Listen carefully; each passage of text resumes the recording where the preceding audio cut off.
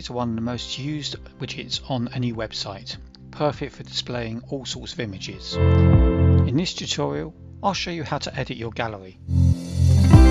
In the left-hand pane, you'll see a list of all the images that make up your gallery.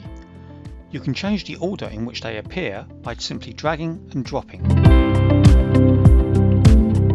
To add new files, click the link that says Select Files from File Manager. In here, you'll be able to add new images. If the image is greyed out, it means it's already being used.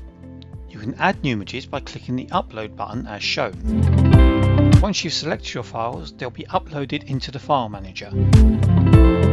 You'll notice that the files that aren't being used in the gallery are shown brighter than the ones that are, which are slightly dimmer. You can also view the list of the files, but most people prefer to see a gallery image as shown. You can select individual files by clicking on them and then clicking Insert to insert them into the gallery. Once you've uploaded the file, you can reorder it if you require. In the next example, I'm going to show you how you can select multiple files. Click on the first file and then hold the Control key down to select individual files, or for arrange, hold the Shift key down and it will select that range of photographs. And when you're happy with your selection, click the Insert button to insert them into your gallery. To remove a photo, click the bin icon and it will delete it from your gallery, but not from the back-end File Manager.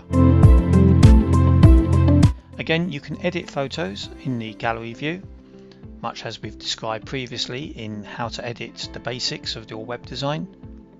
You can zoom in, zoom out, and clear any formatting that you've already applied.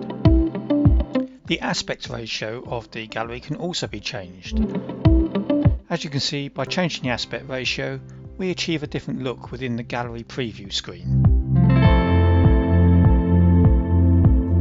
As you can see, there's some other options like enlarge on click. That means that the image will appear in a light box. And there's also responsive and lazy load options, which ideally should be ticked. If you want to delete all the images in the gallery, you can click the Remove All Images button and then click the Delete button to confirm. However, if you make a mistake and do this, you do have the Redo tool at the top to bring those images back again. Don't forget to click the Save button when you've finished editing your gallery. And that concludes our gallery editing tutorial.